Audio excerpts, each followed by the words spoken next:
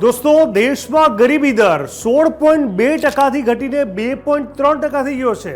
જી હા, 2011થી 17.1 કરોડ લોકો ગરીબીમાંથી બહાર આવ્યા. ભારત ચોથો સૌથી સમાન સમાજ ભારત વિશ્વનો ચોથો સૌથી સમાન સમાજ બન્યો.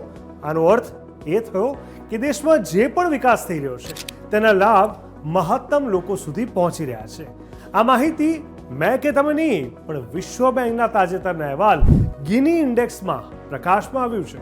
ત્યારે આ યાદીમાં ભારત 167 દેશોથી ઉપર છે અને સ્લોવાક રિપબ્લિક, સ્લોવેનિયા અને બેલારુસથી નીચે છે. હવે તમને અમુક સવાલ થતા હશે, તેનાથી પણ સમજી લઈએ. તો વિશ્વના સૌથી સમાન સમાજોમાંનો એક હોવાનો અર્થ શું થાય છે? ભારતનો ગિની ઇન્ડેક્સ 25.5 છે, જે દર્શાવે છે કે દેશમાં આર્થિક અસમાનતા ઓછી છે. આ સ્કોર સ્લોવાક રિપબ્લિક, સ્લોવેનિયા અને બેલારુસથી પાછળ છે, પરંતુ તે ચીન એના 35.7, યુએસના 41.8 અને G7 અને G20 દેશો કરતાં ઘણો વધુ સારો છે. તમને એ પણ સવાલ થતો હશે કે ગિની ઇન્ડેક્સ છે શું? ગિની ઇન્ડેક્સ એ સમાનતા માપનનો એક પ્રકાર છે જે જણાવે છે કે દેશમાં આવક અથવા સંપત્તિનું વિતરણ કેવી રીતે સમાન રીતે થાય છે. તેનો સ્કોર 0 થી 100 સુધીનો છે. 0નો અર્થ એ છે કે દરેક વ્યક્તિની આવક બરાબર સમાન છે અને 100નો અર્થ એ છે કે બધી આવક ફક્ત એક જ વ્યક્તિની માલિકીની છે. ત્યારે હવે એ સવાલ તમને થતો હશે કે ભારતે આ કેવી રીતે પ્રાપ્ત કર્યું? ભારતે આ કાર્ય ઘણી સરકારી યોજનાઓ અને નીતિઓની મદદથી કર્યું છે. ઉદાહરણ તરીકે પ્રધાનમંત્રી જનધન યોજના.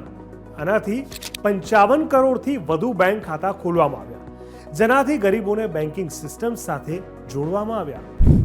આધાર કાર્ડ. 142 કરોડથી વધુ લોકોને ડિજિટલ ઓળખ આપવામાં આવી હતી, જેનાથી સરકારી સહાય સીધી તેમના ખાતામાં પહોંચે છે. આનાથી 3.48 લાખ કરોડ રૂપિયાની બચત થઈ. આયુષ્માન ભારત. આ યોજના દ્વારા 41 કરોડથી વધુ પરિવારોને 5 લાખ રૂપિયા સુધીનું આરોગ્ય કવર પૂરું પાડવામાં આવ્યું હતું. અને PMGKY 80 કરોડ લોકોને મફત અનાજ આપવામાં આવી રહ્યું છે. અને અંતમાં સ્ટેન્ડ અપ ઇન્ડિયા અને PM વિશ્વકર્મા યોજના. આ યોજના દ્વારા SC/ST અને મહિલાઓને વ્યવસાય માટે લોન અને તાલીમ આપવામાં આવી રહી છે.